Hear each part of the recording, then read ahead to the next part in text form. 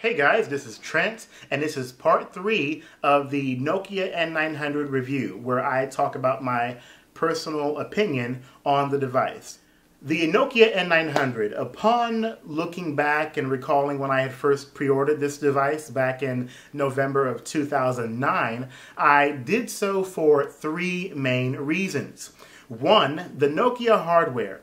9 times out of 10, whenever you get any sort of Nokia device, you can always bet that it's going to be made securely and solidly. And you won't have to worry about any sort of creaking or peeling of any paint or any sort of breaking parts or what have you. So even though I do say 9 times out of 10, being that Nokia isn't perfect, I can say that for the most part, I can hardly recall a time when I came across a Nokia that did not meet my needs in regards to its overall build quality.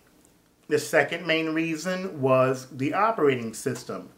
As you all know, the Nokia N900 is an internet tablet that runs the Maemo operating system that was first introduced with Nokia's previous internet tablet. Now, the third main reason was the fact that the N900 happens to have the form factor that I was looking for at that time, which was the sliding QWERTY keypad, similar to that of the HTC Touch Pro 2 that I still happen to have to this day. You take all of those 3 reasons and you basically give me the motivation as to why I first ordered the N900 and was so excited about it initially. Maemo was not yet compatible with a version of the missing sync software from markspace.com. But the one thing that ended up saving me at the end of the day happened to be an application that comes on every Nokia that's called Sync and Transfer. Or maybe it's Transfer and Sync, I'm not too sure. I don't have a Nokia with me right now. But this one application saved my butt because at the same time that I unboxed the Nokia N900, I also happened to have the Nokia N97 Mini. And even though they both run different operating systems, they are both compatible in the fact that they are Nokia devices. So after I initiated a Bluetooth connection between the N900 and the N97 Mini, I was able to then open up the syncing application between both phones and have the N97 Mini send its information wirelessly to the N900. In regards to its overall height and width, it's about the same as the HTC Touch Pro 2. The only main difference is the depth of the device. It is, of course, much thicker than the Touch Pro 2. Being that it doesn't have any sort of curves in its build, it does feel like an overall small little brick of a phone. It's hefty and it's very solid. With all of that being said, I didn't really have much trouble carrying it around in my pocket or in my belt clip holster because it was basically the same size as my Touch Pro 2. Just a teeny bit thicker, not to the point to where it became unwieldy. So to give you guys another aspect of the sizing of the N900, I was able to use it with no problem with the belt clip holster that was made for my T-Mobile branded Touch Pro 2. It fit the holster very snug, but not to the point to where it was impossible to get out. After I first turned on the Nokia N900 and went through the tutorial as to how to navigate the interface, I found it to be very intuitive. It doesn't take much to get used to the N900, especially if you're already familiar with Nokia's previous internet tablets. As I used the N900 throughout the day, I did feel that the Maemo operating system felt a lot more smoother and faster than what I was used to on the Symbian 5th edition operating system. I don't know if it was because the N900 might have been a lot better optimized for touch interfacing, it just seemed to be a little bit faster. Now, in addition to feeling a little bit faster, Maemo also felt like it took advantage of the screen real estate in a much more efficient way than the N97 and its 5th edition version. Now, one favorite aspect about the N900 interface that I really liked was the system of open windows. Whenever you had a number of multiple windows open at the same time, all you had to do was tap on the screen and you were basically shown thumbnails of all of the open windows.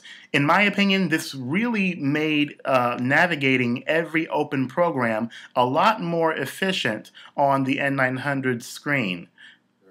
The web browser on the N900 is amazing. It is based off of Mozilla, which is the same kind of foundation that runs the Firefox browser. On top of that, the web browser on the N900 also has native Flash support, so you're able to go to YouTube and see videos play live from the desktop screen on your phone. It is a desktop quality browser that cannot be matched by any other Nokia. Another favorite feature on the N900 for me is email. I've got 2 Gmail accounts that were set up successfully on the N900, and I've also got a Microsoft Exchange account with my old school at ECPI, and I was able to set up all 3 with no problem at all. The default email client on the N900 is amazing. The interface is intuitive, it's much more clearer, and has a better layout than that of the default client on the N97 and the N97 Mini, even the E71 for that matter. With the N900, it was the first time that I was able to say goodbye to Nokia messaging without any problem at all. The N900 is pretty suitable for speakerphone conversations and playing back music if you don't mind not having a graphic EQ to be able to tweak your own sound settings. Signal reception on the N900 works just as great as any other Nokia device. There have been times where the T-Mobile 3G network has proven to be not as robust as the AT&T 3G network, but at the same time I still had a very strong signal for the most part. Battery life on the N900 was about as good as the HD2, maybe a little bit better.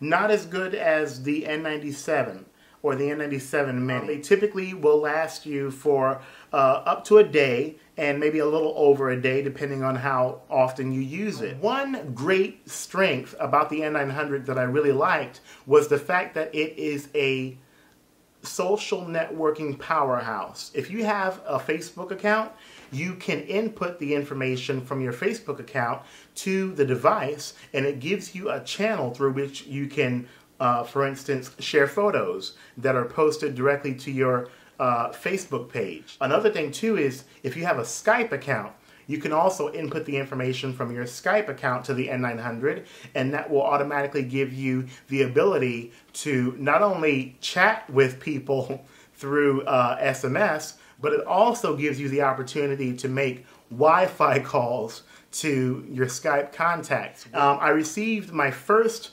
Wi-Fi telephone call ever by accident, actually. It was from my good friend Jon of Tehkseven. So we ended up having a great conversation for about 2 hours, and I can say that Jon of Tehkseven is just as funny over the phone as he is on his videos, so be sure to check him out on his channel. Having a QWERTY keypad is better than nothing, but 3 rows, I mean, come on. I think that there can be a little bit more improvement. There can be at least 4 rows of keys instead of 3. That goes for the N900, the N97 Mini, and the N97. Just my personal opinion. Other than that, the tactile feedback of all of the buttons were great. Every button had a rounded top to it, so it was very easy to feel it out with my thumb tips as I was typing. Now, the sliding mechanism for the N900 really wasn't that impressive at all. In comparison to phones like the HTC Touch Pro 2, there is no built-in sliding mechanism that allows the screen to be pushed into place or clicked or locked into place. It did give me the impression that the sliding mechanism really is not as robust or as solid as that of the N97 Mini or the N97. Whenever a new message happens to pop up, whether it be a new SMS or a new email, you have that golden box that comes right across the top of the screen. It will pause to give you a few seconds to, glance at what it's all about, and then boom, it'll go right into the upper left-hand corner to blink and let you know that a message is waiting for you.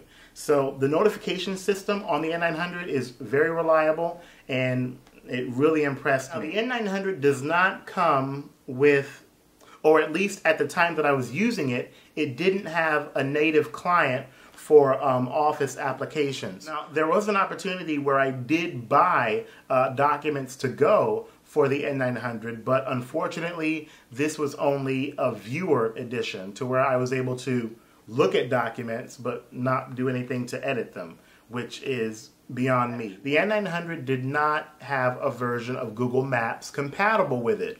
So for the first time with a mobile device, I was stuck without Google Maps. Nokia Maps or Ovi Maps or whatever it's called at this point, it does not measure up to Google Maps in my opinion. I went on a 14-hour drive to Fort Lauderdale for a vacation, and the application either froze or it shut down by itself. A family member in the rental car had an iPhone 3GS with Google Maps. Not only was I ashamed of my N900 for its navigating abilities with Ovi Maps, but I was also embarrassed because a family member decided to show off their iPhone 3GS. Go figure. Another opportunity for improvement for the N900 is the media player. You do not have the option to change the aspect ratio. If your movie is in widescreen or if it's in 4:3, it is what it is, and that's what you're going to get. The camera application on the N900 is good and bad. It's good for still pictures. You have the built-in flash mechanism that works great in lighting up your settings, but recording video on the N900 is not really great. In comparison to what I've been through with the N97 and the N97 Mini, those two devices record much better video than the N900, point blank. That's it. The N900 tends to be jumpy. Whenever I was recording video, I noticed that the video footage would jump a little bit. Now, it may not be as atrocious as some HTC devices, but it's still not as good as previous Nokia devices either. One particular downside about recording video with the N900 is the fact that there is no video light, or at least there wasn't when I owned the N900. You have a video light on the E72 as well as the N97. So for the N900 to not have a video light just seems to be another inexcusable factor in my opinion. The N900 is in landscape mode 24/7, and it really caused me to miss having the portrait mode. The N900 doesn't give you that luxury. Being that you're responding to everything in landscape mode, it makes it a bit more cumbersome to walk around and respond to messages, whether you're sliding open the QWERTY keypad or whether you're using the virtual QWERTY keypad. It just gets old after a while, or at least it got old for me.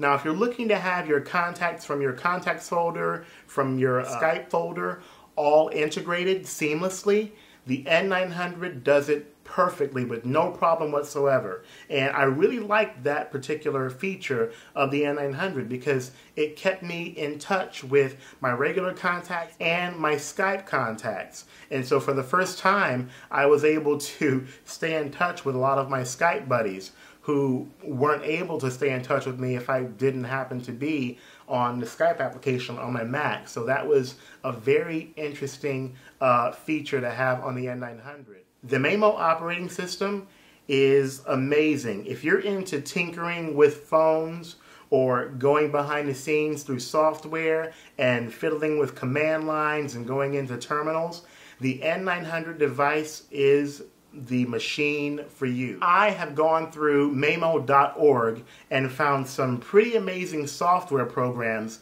to install on the N900. I've even installed, software emulators for video games. I've played, Mortal Kombat 2 on the N900. I've played Skate or Die from Nintendo on the N900. It's a great machine to be able to tap into any sort of, software capabilities that you'd want to push to the limits. The N900 is really a tech toy dream in regards to fiddling around with software and such. It really is. I was in the middle of editing my review for the N900 and realized that in the previous weeks when I had shot this footage, I did not do an outro video for the end of the episode. So that's what I'm shooting right now. The N900 is a great machine in its own right, and I have to stress that again. It is a machine. It is not your typical smartphone. But even though the N900 with its Maemo operating system is somewhat different from Symbian devices, that is not to say that it is hard to work with. Now take me for example. I am not a full-fledged techie by any stretch of the imagination, but at the same time, I still was able to download a lot of worthwhile software programs onto my own N900. And this was by way of Maemo.org, as well as a lot of contacts on Twitter and Facebook who are also Nokia fans as well. So if you do decide to go with the N900, just keep in mind that you're going to have to say goodbye to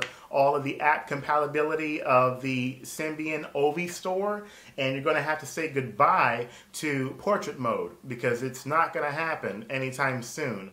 Get ready to say goodbye to compatibility with Google Maps. Get ready to say goodbye to any potential Office Suite applications that allow you to edit Word documents. But I am pretty sure that could change with a future firmware update. We just don't know. But for right now, I can only say that when I owned the N900, those were the key things that I had to do without. And eventually it became unbearable to the point where I decided to sell my N900 and put it toward the purchase of my current Nexus 1 that I am right now using as my main phone. So if you're looking for a do-it-all tech toy device that is able to be torn apart and put back together again and customized from the inside out with terminal commands, be my guest. Go after the N900 and knock yourself out. But if you're looking for something a bit more simpler, something that is more related to the average smartphone experience, like the E71, the E72, I would suggest you may want to not go with the N900. Dealing with landscape mode 24/7 and also not having access to certain features may prove to be a bit hard to deal with, depending on who you are. So keep that in mind. With all of that being said, I am Trent for Trent Sense. All of you take care and stay safe.